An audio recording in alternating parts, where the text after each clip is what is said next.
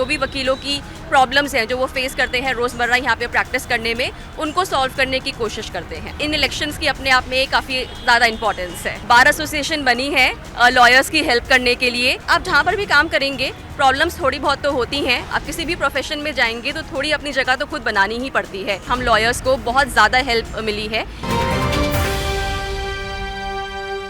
नमस्कार, मैं हूं कुलभास्कर ओझा और हम इस वक्त खड़े हैं दिल्ली हाई कोर्ट के गेट नंबर 5 की ओर। यहां पर बार एसोसिएशन के चुनाव हो रहे हैं। आपको मैं तस्वीरें दिखाना चाहूँगा। अभी जस्ट चुनाव खत्म हुए हैं और वकील जो हैं अपने अपने वोट डालकर अपने अपने कैंडिडेट को जिताने या हराने के लिए बैलेट बॉक्स को भर चुके हैं। अब ये बैलेट बॉक्स जो है कल खुलेंगे और इसमें क्या छुपा है, इसकी ताकत क्या होती है, इसकी ज़रूरत क्या होती है, हमारे साथ दिल्ली हाई कोर्ट में प्रैक्टिस करने वाली सगुना गुप्ता जी हैं, इनसे जानते हैं। मैम, हाई कोर्ट या छोटे छोटे जो कोर्ट्स, लोअर कोर्ट्स होते हैं, उनमें बार एसोसिएशन की ज़रूरत क्या है? देखिए, एक एसोसिएशन बॉडी हर कोर्ट में चाहिए होती है, क्योंकि जो हमारे वकीलों के मुद्दे हैं हम उनको किसके आगे रखेंगे। तो एक एसोसिएशन है जिसमें इलेक्टेड मेंबर्स होते हैं, president, vice president, honorary secretary, joint secretary, then we have member executives, we have different posts. तो कुल मिलाकर कुछ 12-13 पोस्ट होती हैं इसमें। तो ये जो बॉडी होती है फिर ये आगे हाई कोर्ट में जो आगे जो भी इवेंट्स वगैरह होंगे और उसके अलावा जो भी वकीलों की प्रॉब्लम्स हैं जो वो फेस करते हैं रोज़मर्रा यहाँ पे प्रैक्टिस करने में, उनको सॉल्व करने की कोशिश करते हैं। तो इन इलेक्शंस की अपने आप में काफ़ी ज़्यादा इंपॉर्टेंस है। मतलब इसको अगर मैं जनता को समझाना चाहूँ तो इसको ऐसे समझा सकते हैं जैसे छात्र संघ के चुनाव होते हैं कॉलेज में, उसके बाद पार्षदी का चुनाव होता है, उसके बाद विधायकों का चुनाव होता है, उसके बाद सांसदों का चुनाव होता है। तो हम इस चुनाव को किस कैटेगरी में रखेंगे?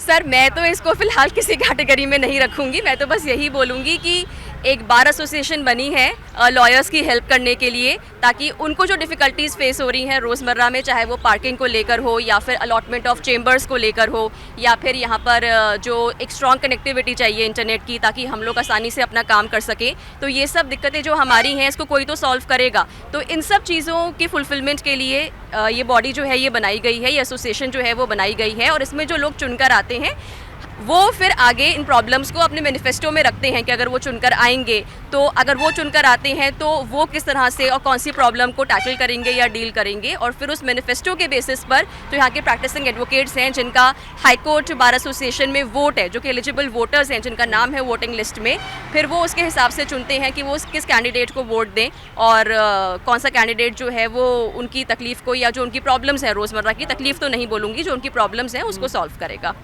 तो अभी आपको यहाँ प्रैक्टिस करते हुए कितने दिन हुए और आपने किन किन प्रॉब्लम्स को फेस किया अभी तक यहाँ?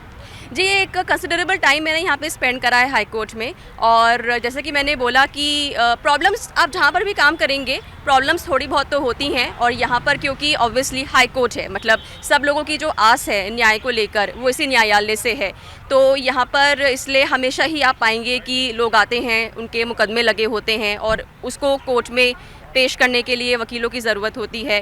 तो प्रॉब्लम्स जैसे कि थोड़ी बहुत प्रॉब्लम्स पार्किंग स्पेस को लेकर है या अलॉटमेंट ऑफ चेंबर्स को लेकर है।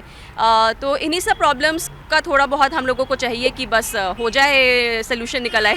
मतलब मुझे जितनी जानकारी है, जितनी जानकारी मेरे पास है, छोटा भाई मेरा वकील है, तो मुझे ये लगता है कि चैम्बर पाने की जो जंग होती है किसी भी कैंपस में, वो बहुत बड़ी जंग होती है। एक चैम्बर में एक सीनियर वकील, उसके साथ 5 छोटे वकील, और चैम्बर का साइज़ मेरे ख्याल से 4x4 टाइप का कुछ होता है। तो आपको नहीं लगता कुछ अलग से स्पेस लेके एक अलग जगह बना के वहाँ बैठने की व्यवस्था कुछ अलग से करनी चाहिए? नहीं, हर साल इसके ऊपर काम किया जा रहा है। अभी भी जैसे एस ब्लॉक में नए चेंबर्स जो हैं वो अलॉट किए गए हैं और वो काफ़ी अच्छे, स्पेशियस, खुले, बड़े चेंबर्स हैं। तो ऑब्वियसली स्पेस कंस्ट्रेंट तो ऑल ओवर दिल्ली है, हम ये नहीं कह सकते कि सिर्फ यहीं पर है। वो तो आप कहीं पर भी जाएंगे, पॉपुलेशन जो है वो बढ़ रही है, उसके हिसाब से जो स्पेस है वो कम है। तो हर साल इसके ऊपर काम किया जाता है और यही यहाँ पर एजेंडा है कि हर साल चेंबर्स जो हैं वो अलॉट किए जाएं लॉयर्स को, और उसके लिए कैसे स्पेस निकाली जाए इस पर लगातार यहाँ पर काम होता है। अच्छा, मेरे मन में एक सवाल और है। आप हाई कोर्ट में तो एक डेकोरम है, एक सिस्टम है, लेकिन जब हम लोअर कोर्ट्स में जाते हैं, एसोसिएशंस वहाँ भी होते हैं, वहाँ पे आप जैसे ही एंट्री करेंगे तो बहुत सारे वकील लाइन से खड़े रहते हैं कि ये केस, वो केस, ऐसा केस, वैसा केस। तो ये सिस्टम खत्म होना चाहिए। आपको नहीं लगता कि सबको बराबर जगह मिलनी चाहिए? उसके लिए कोई सिस्टम बनना चाहिए कि छोटा वकील भी आया, जूनियर लेवल पे भी आया है, तो उसको कहीं से एंट्री मिलने में एक सहूलियत मिले। सर, मुझे नहीं पता कि आपके ये सवाल पूछने का बेसिस क्या है। सबको इक्वल अपॉर्चुनिटी यहाँ पे दी जाती है, ऐसा नहीं है। और सीनियर्स जो हैं वो यहाँ पर मेंटोर करने के लिए ही होते हैं। बाकी हाँ, आप किसी भी प्रोफेशन में जाएंगे तो थोड़ी अपनी जगह तो खुद बनानी ही पड़ती है। लोअर कोर्ट्स की बात करें तो वहाँ पे काम का दबाव जो है वो ज़्यादा है। हाई कोर्ट की जो जुरिस्डिक्शन है वो एपिलेट है, लेकिन जो ओरिजिनल मुकदमे फाइल होते हैं वो लोअर कोर्ट्स में ही होते हैं। लेकिन इसलिए वहाँ पर डिस्ट्रिक्ट वाइज उनको बांटा गया है ताकि उनके ऊपर भी जो प्रेशर है वो कम रहे। बाकी हाँ, अब अगर किसी भी जगह पे फ्रॉड या क्राइम बढ़ेगा तो लोग अपने उसके न्याय के लिए तो न्यायालय आएंगे ही, तो वहाँ पर इस तरह का जो दबाव है वो बढ़ना मुमकिन है। और मैं आपको बोल रही हूँ कि हर साल कोशिश है व्यवस्था को सुधारने की, और इसीलिए हम लोग वोट कर उन्हीं इलेक्टेड मेंबर्स को लाने की कोशिश करते हैं जो वे इन समस्याओं पर ध्यान देकर उसका निपटारा जो है वो कर सकें जल्द से जल्द। मैं इनसे ये नहीं पूछूंगा कि इन्होंने किसको वोट दिया क्योंकि वो गड़बड़ हो जाएगा। मेरे साथ वक्ता है। वक्ता, आपको क्या लगता है, आप कभी कोर्ट गई हैं? नहीं, ये पहली बार होगा जब मैं दिल्ली हाई कोर्ट देख रही हूँ। रिपोर्टिंग करने सीधे आई है? सीधे रिपोर्टिंग करने आई हूँ यहाँ।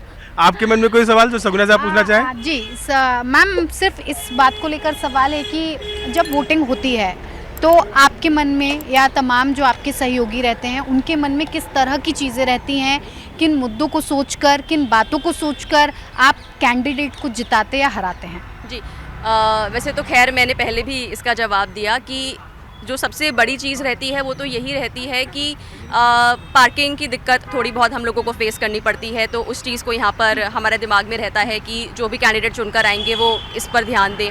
और इसके अलावा जैसे मैंने बोला कि वाईफाई कनेक्टिविटी, हालांकि अभी पिछले साल ही जो दिल्ली हाई कोर्ट है उसने यहाँ पर फ्री वाईफाई लॉन्च किया था और उसकी वजह से हम लॉयर्स को बहुत ज़्यादा हेल्प मिली है।